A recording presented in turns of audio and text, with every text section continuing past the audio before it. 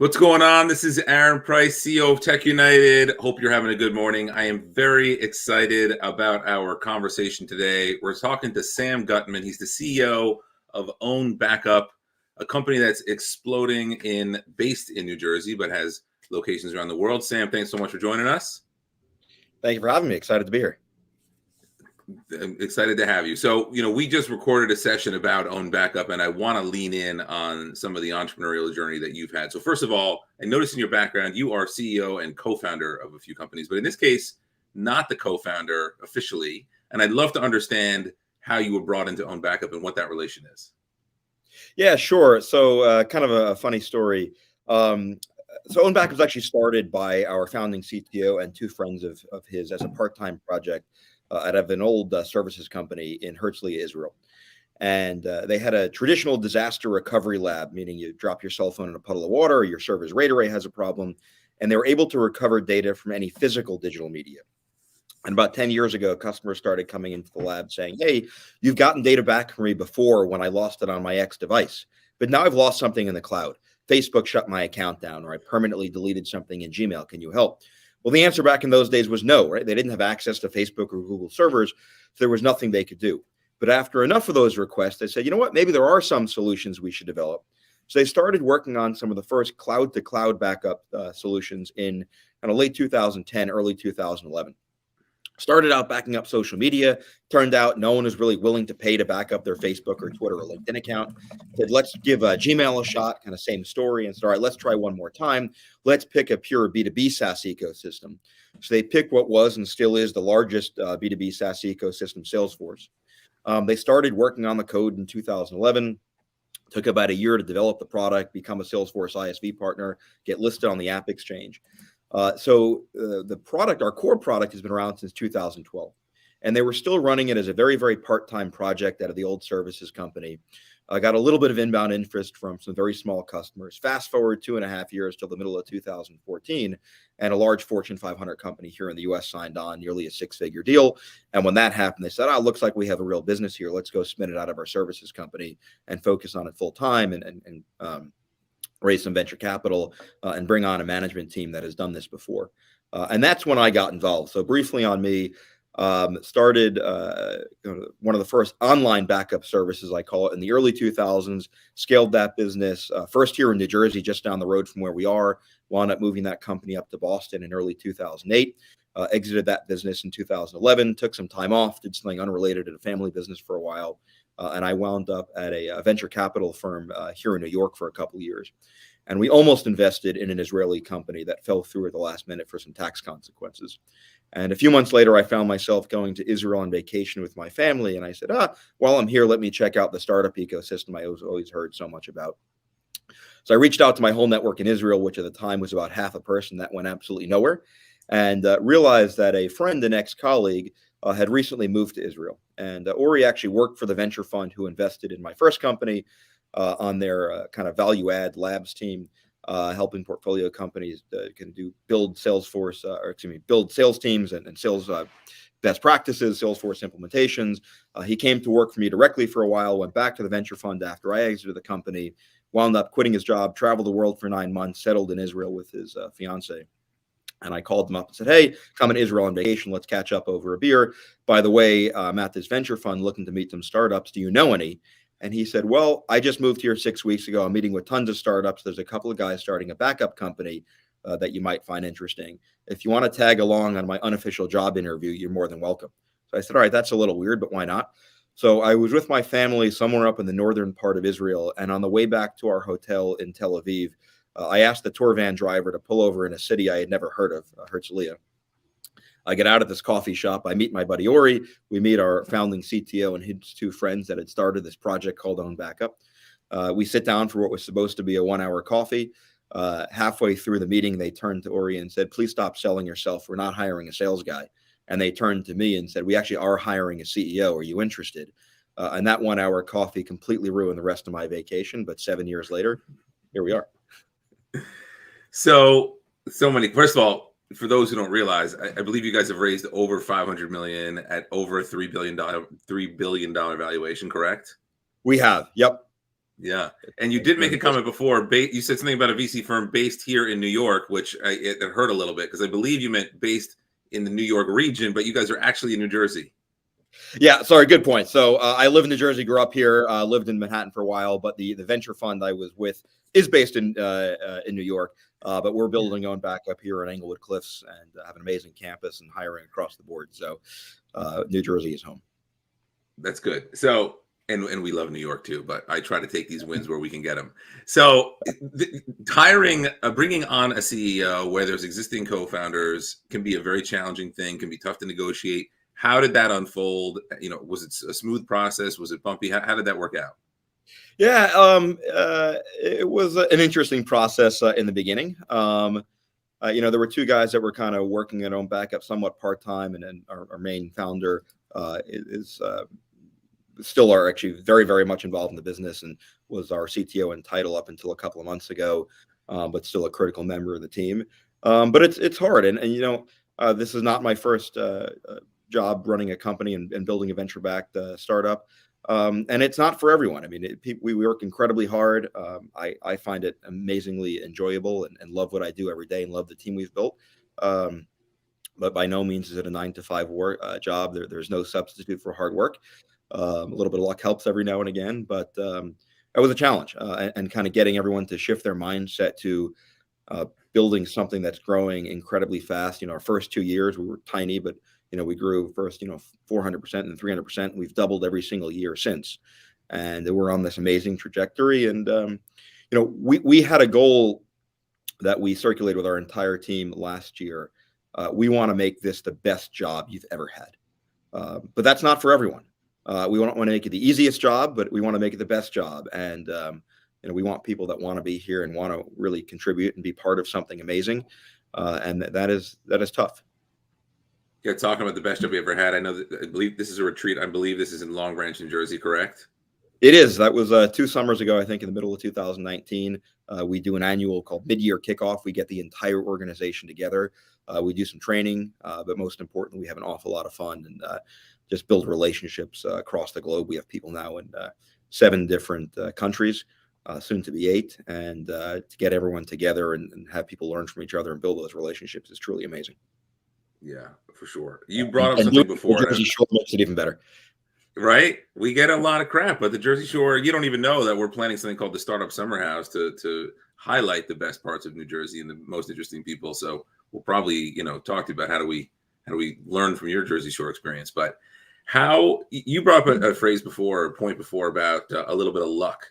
Are you a believer in luck? How do you think people? Tell me. I'm curious of your thinking on that. I don't know if I'm a believer in luck, but it certainly helps every now and again. And I think I don't know. I'm not going to make up a quote, but maybe you make your own luck. But if you're working really hard and focused on the right things, good things happen. Hopefully, and I think a lot about kind of building the environment and being. There is some being like my meeting these guys, right time, right place. Maybe that's luck, but I think if you're working really hard and driving towards your mission and your vision and focusing as much as you can, good things tend to happen around the edges. Yeah. I know you've got an entrepreneurial background before OwnBackup, and you talked about being on vacation with your family, which got disrupted to basically take this job or negotiate what became this job. What did your family think about you getting involved with OwnBackup and taking on this role? They loved it. I've been in the backup space now for the better part of 20 years. And I love building things. That's really what gets me passionate and, construction. But, now it's a Lego set at home with my 9-year-old son, or building a company. I love to cook. I mean, I love building and seeing things come together. And they knew that that's what I was really passionate about. And it's been remarkable. I mean, we've changed some employees' lives and made them incredibly successful. And there's no better feeling than that. We had our first account executive this year make just about $1 million. I mean, that is awesome to stand there and see how successful people have become. And that's not me doing it. It's putting an environment together where they're all doing it, and every single person on our team is a part of building that success. And it's just humbling for kind of me to stand at the front of it. But I'm really passionate about building things and seeing this team do amazing work and That's see awesome. the success that comes out of it. So you've raised a lot of money from some very notable investors. What advice would you give other entrepreneurs in not how to pitch, but like the fundamentals? Like, how do you not lose somebody in the first 30 seconds? What's the narrative that you like to share? Those sorts of things. Yeah, I mean, I always like stories. Tell me the story of why you're doing what you're doing. I think generally successful companies, in my view, don't come out of a smart person making a list of 500 different ideas they could go after and build a company. It's they're solving a problem that they know really well. They're building a product for themselves, or that they knew deeply. And I've been in backup 20 years. Our CTO and co-founder, had come out of that disaster recovery lab, and after enough of those customers asked the same question over and over. So tell me the story of why you're doing what you're doing. And then I want to understand, it's a big enough market. Can you really build a business here? And, tell me about you. Do I really believe in you as the right person to build this company and execute? Because ideas are worthless. It's all about execution and building a startup. But I think the most important piece of advice, if you're raising money for the first time, is don't give up. You might have to have 100 conversations. You only have to have one that's going to say yes. And it can be depressing. I mean, this is it's lonely at the top. Find some friends that are also in similar situations, but it's unbelievably rewarding when it's going well. Yeah. Well, tell me some of the things that didn't go so well, not just fundraising or otherwise, but what are some of the less shiny stories that maybe people know a little bit less about? I think for us, when we started, there were four folks in Israel and me here in the US, and I was traveling back and forth, and as much as I had spent time in Israel, just family and vacation and things like that, the business culture is a bit different, and it took some time to learn that. Frankly, I was going back and forth 8 times a year. That was unbelievably exhausting, and I think I went through many years of life getting used to sleeping 3 hours a night, whether it be because of jet lag or my body just got used to it, which was frankly not fun.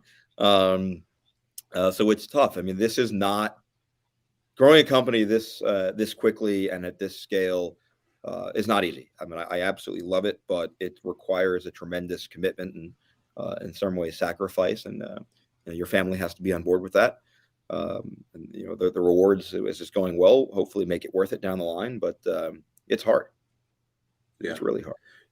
Do you find I've had a few entrepreneurial endeavors myself, some have gone well, some not so well, and I found that those conversations with my wife were very important about expectation setting. And you talk about some of the struggles you can deal with. Did you have some of those conversations? Were you deliberate about it? Was it sort of in response to, we better talk about something here? Like, how did you manage some of that?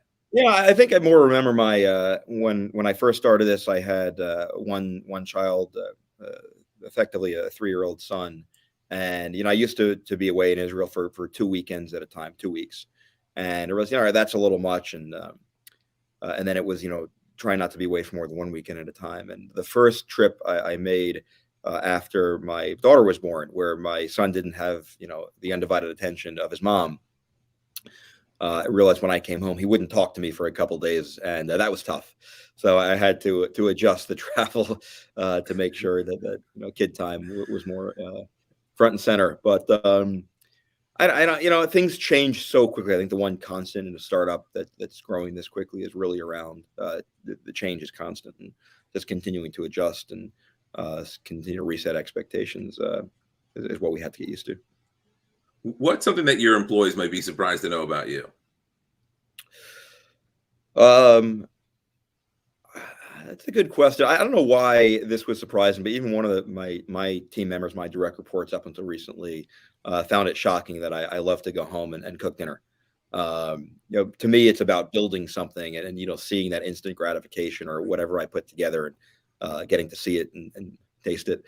But that I find really relaxing at night, and like to really cook and entertain. And you may not be. I don't know if you're aware of this, but there are a bunch of very successful people. I know Bill Gates is on the list. I think Warren Buffett, a few others who have talked also about their interest in cooking and in cleaning, because there's a level of accomplishment. Like there's a task at hand, you can see the problem, you have the solution, and it's very gratifying in a short amount of time. So I don't know Yep. if you were aware of that, but that is a common trait in business leaders who enjoy cooking and cleaning up. I don't do you do the cleaning? I do now. Yeah, I actually was not aware. That's interesting. But I remember kind of one of my first, my last company back in the day. I actually used to like reconciling the bank account. I found it incredibly satisfying to get it to reconcile to the penny.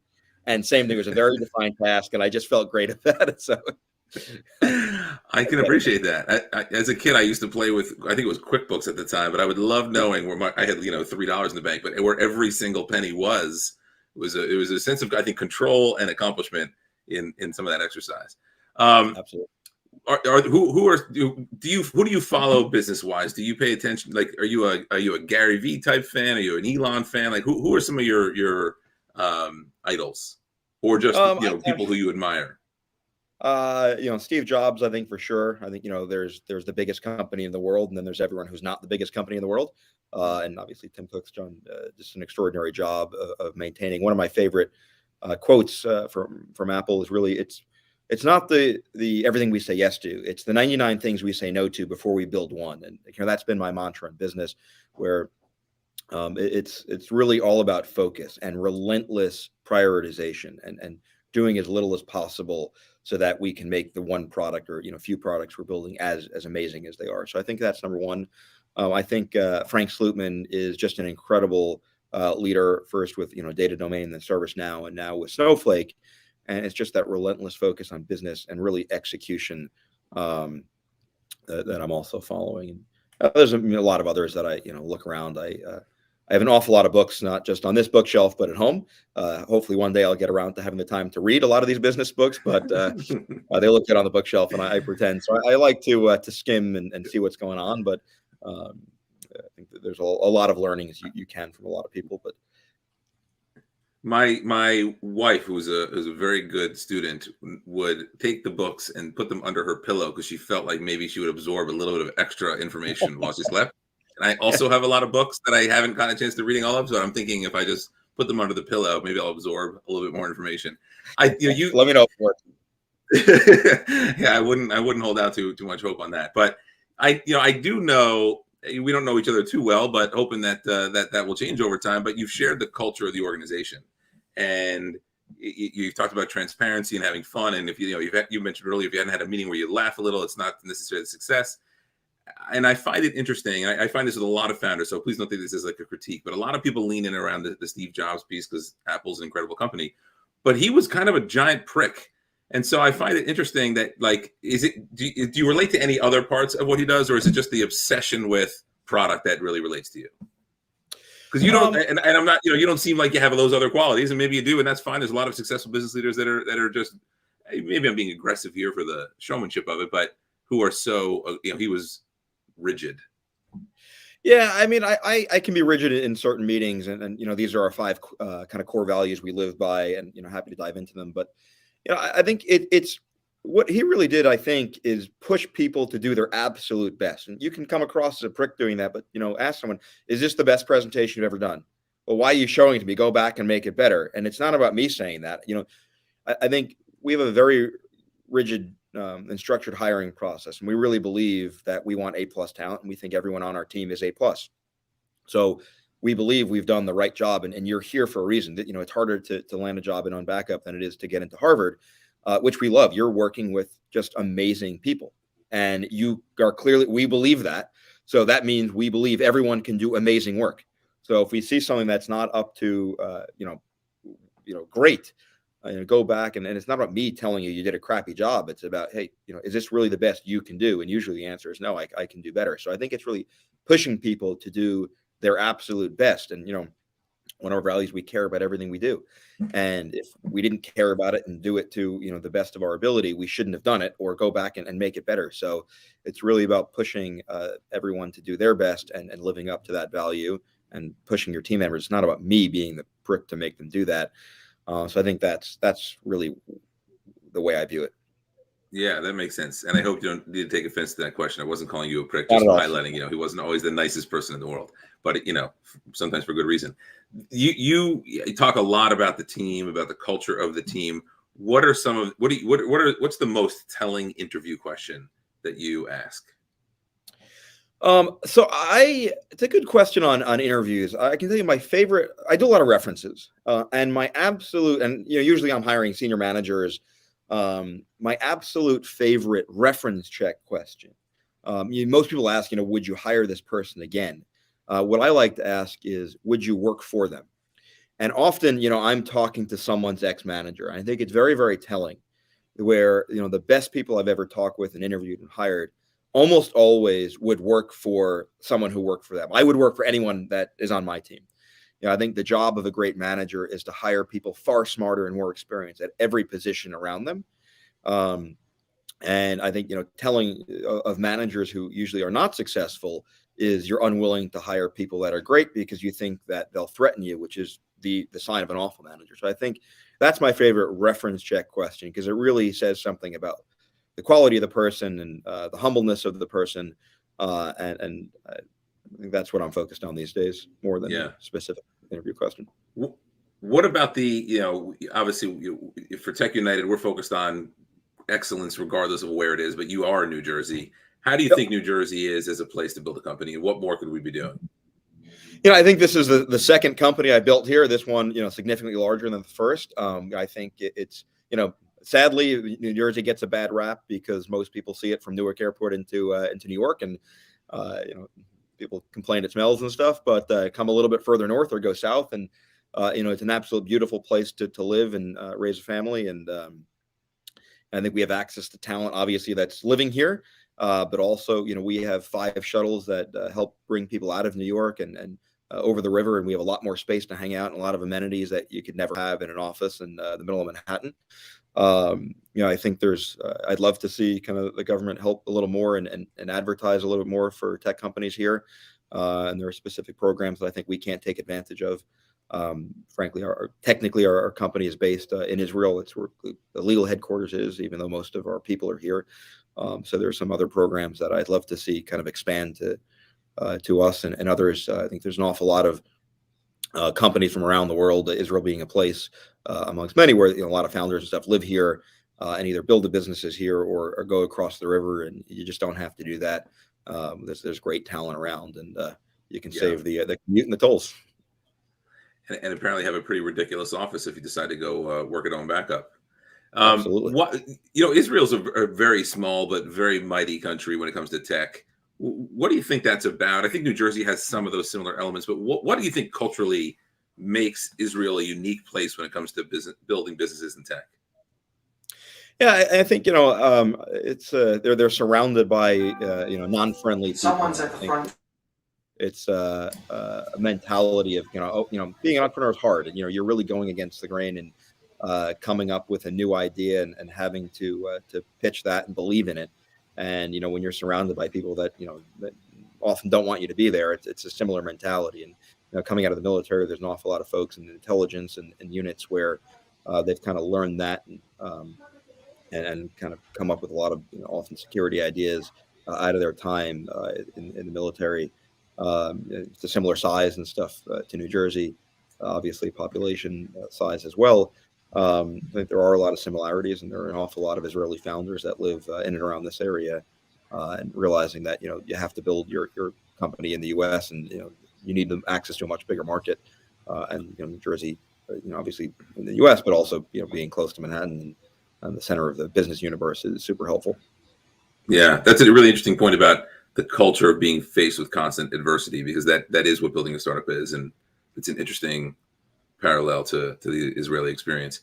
That is unfortunately all the time we have for this live, but I really appreciate you joining us. For people who aren't familiar with OwnBackup, tremendous explosion of growth here, $3 billion valuation. You talk about growing by 50% again this year. So definitely both a CEO to watch, a company to watch, and a New Jersey entity to be paying attention to for those of you who give me a lot of shit about what's going on in New Jersey. Sam, if we were in person, we do a lot of high-fiving. So instead of the in-person high five the camera, the count of 3 with me. 1, 2, 3. Boom. Thanks for joining us. congrats on the success and wish you a lot more, and hopefully talk to you soon. Thank you very much. Thanks for having me, and come check out OwnBackup, and we're hiring across the board. Excellent. Thank you.